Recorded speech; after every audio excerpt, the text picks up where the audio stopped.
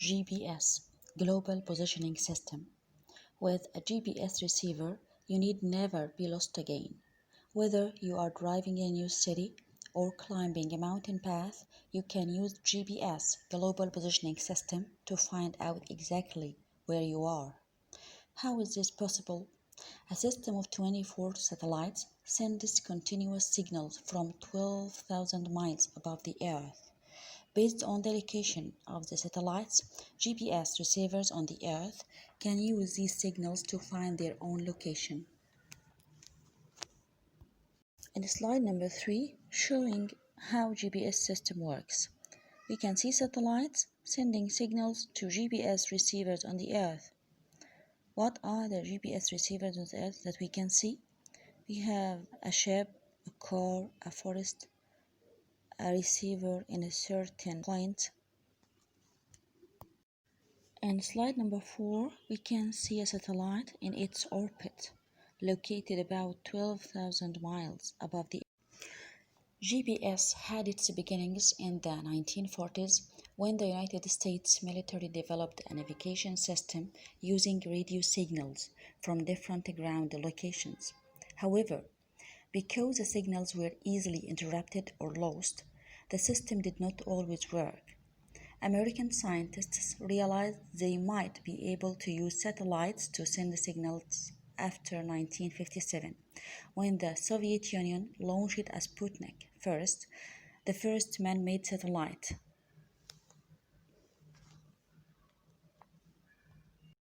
The scientists could follow the satellite's path and track its radio beams. It occurred to them that they could calculate the exact position of the satellite using their exact location on the Earth. Using the same logic, they also realized that if they knew the exact location of the satellite, they could calculate their own position on the Earth. A system using signals sent from satellites was clearly the solution for global navigation. The first such system was developed by the US Navy in the 1960s. It sent signals from 5 satellites and was used mainly by military ships and airplanes. However, with only 5 satellites, it was not always possible to get a signal everywhere on the globe. Here in slide 8, we can see a ship station works as a center in the middle of an ocean, receiving signals from the satellites and sending them to aircraft or other ships in nearby locations. This meant ships or planes could not depend on the system in emergency situations, in war or in bad weather. More satellites and better signals were needed. After years of research, the first GPS satellite was launched in 1978. 10 more had been launched by 1989, and a complete set of 24 satellites were in orbit by 1994. Though it was originally created for military uses, GPS has by now become an essential global navigation tool. Around the world, ships depend on GPS, as do airports and airplanes. In recent years, the development of very small and inexpensive receivers has made possible all kinds of other uses. Many cars now come equipped with GPS receivers and computerized maps to show where you are. Farmers put GPS receivers on tractors to help them find their way at night over dark fields. Emergency telephone operators use GPS to locate people who have called in for help. And parents or pet owners put receivers on their children or their dogs so that they cannot be lost. However, what makes GPS so useful, the way it allows us to keep track of people and things, could also make it dangerous if it is used for the wrong purposes. Some organizations that are concerned about rights to privacy have argued that there should be limits to who can use GPS and for what purpose. In the United States, several cases have been brought to court to question the right of the government or private companies to track people without their knowledge. Writing skills. Adverbs. An adverb tells you something about a verb. It answers the question how. It usually comes after the verb.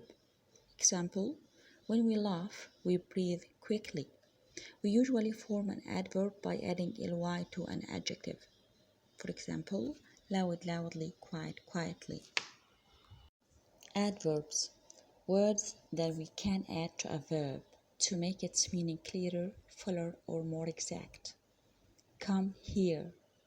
I saw him yesterday. He ran quickly. Some adverbs are single, indivisible words. Example, gratina, yet, down, then, to. Others are obviously formed from adjectives by the addition of a suffix. For example, quickly, clearly, splendidly. Others are formed from two words. For example, anywhere, sometimes, however, but have become so fused together that the two parts have made a word whose meaning is different from the meaning of the individual parts. Classification of adverbs according to meaning. We have adverbs of manner, adverbs of time, adverbs of frequency. Adverbs of manner. Adverbs that express how an action is done. The student behaved badly.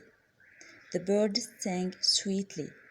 Every soldier fought bravely. Adverbs of time. Adverbs that express when an action is done. I will do the work tomorrow. You will do it now. Call me early. What's going to happen next? Adverbs of frequency. Included among adverbs of time. These are words that answer the question how often. They differ from adverbs of time in the position they occupy in the sentence. Examples: she has never done that before. I have not been to Cairo very often. He is sometimes right. You will hardly hear that said. Structure, good and well. Well could be an adjective or an adverb, depending upon its usage.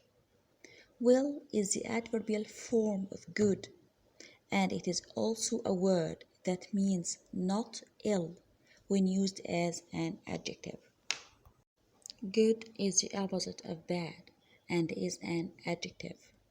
For example, when I say Miguel is a good soccer player, here it is an adjective. David is a good man, here an adjective.